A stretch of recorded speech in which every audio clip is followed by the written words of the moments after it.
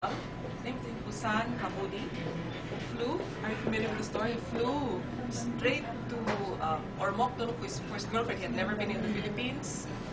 She never sent an SOS because she thought, he's never going to want to marry me now. Finds her in a private clinic, which is already very pretty run down, with the conditions after the typhoon really bad.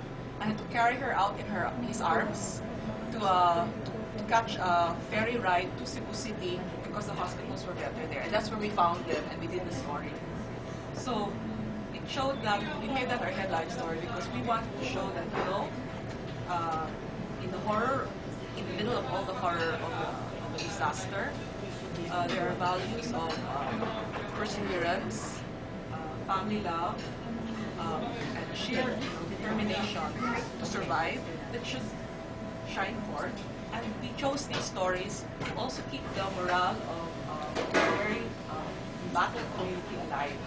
It's also important, one role of a community press is we have a choice to look at the glass half full or half empty. Covering a natural disaster, of course our front pages were full of photos of the devastation, but we also very consciously went after stories that would show, the bayanihan of the spirit of the Filipinos really kicked in very big, and that's a story itself. So we also had our share of very major stories, and we gave that very good play.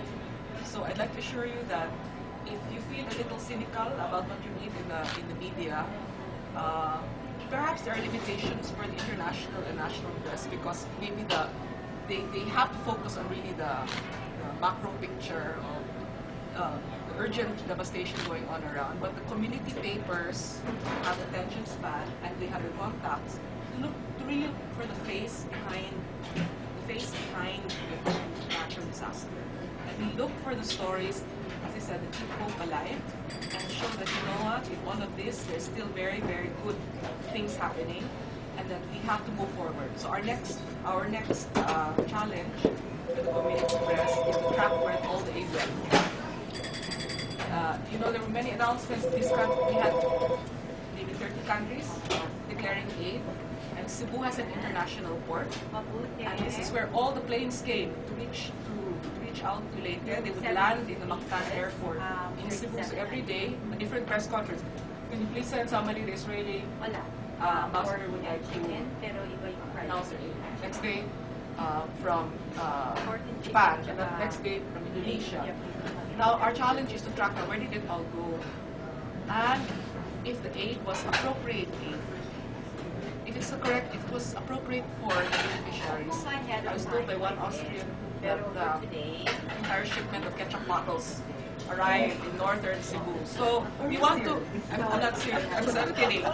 So, it's nice to hear that so much aid was given, but you really have to examine what exactly the aid was, what's the terms, what the terms, and whether it was with conditionalities or was it cash, was it in kind, was it services.